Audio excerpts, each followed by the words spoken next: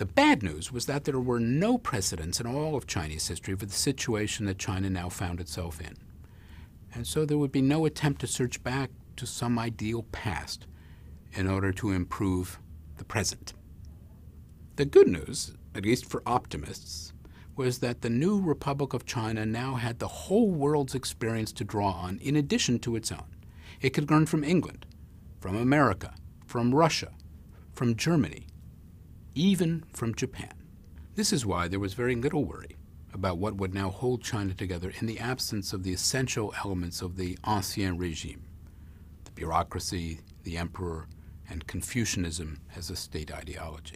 There was enormous optimism about China's future under the Republic.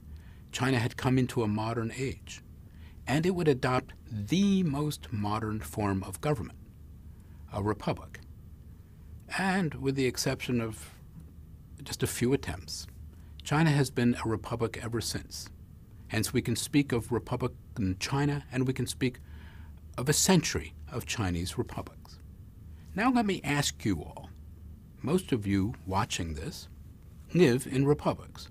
What is a republic? How do you recognize one when you see it? This is a question I always ask my Harvard students. And I ask them, what is a republic? I always get silence. They think it's a trick question. I give them the Latin, res publica. This is where the term comes from.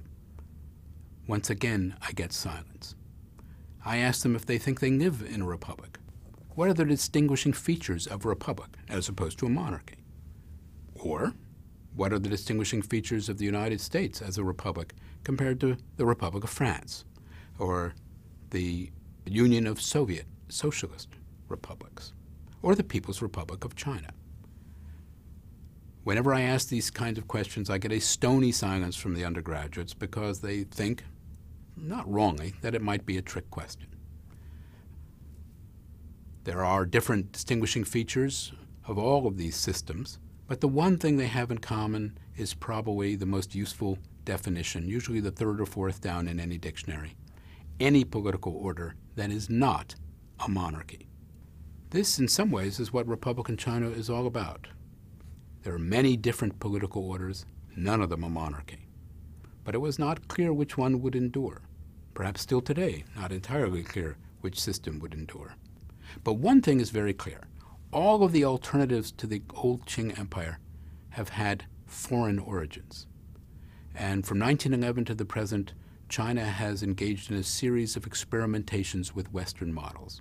Let me just list a few. A constitutional republic from 1912 to 1915. A constitutional monarchy from 1915 to 1916. A parliamentary republic from 1916 to 1924. Attempts at purely military unification, military republic, from 1916 to 1928. A Leninist one-party republic under Kuomintang and Chinese Communist Party from 1927 to the present. Fascism as an option for China in the 1930s, and various forms of socialism, Maoism among them, from 1949 to the present.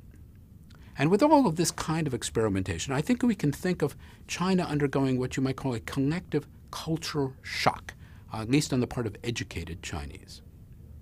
Even Chinese who never left China find themselves to be in a new country in which the basic cultural and political options are no longer entirely of their own making. Today we'll be looking at three Western models, three potential answers to reintegrate China in the first half of the 20th century. And you need to keep in mind how complicated this process is, because Chinese are not dealing with foreign models in the abstract, for example, the West, whatever that is, but they're dealing with models as they appear to individual Chinese leaders. More than that, and there's a second complicating factor, these models usually have go-betweens, foreign advisors, or sets of advisors who add their own ideas and interpretation for their Chinese employers, and sometimes, of course, would have their own interests at heart.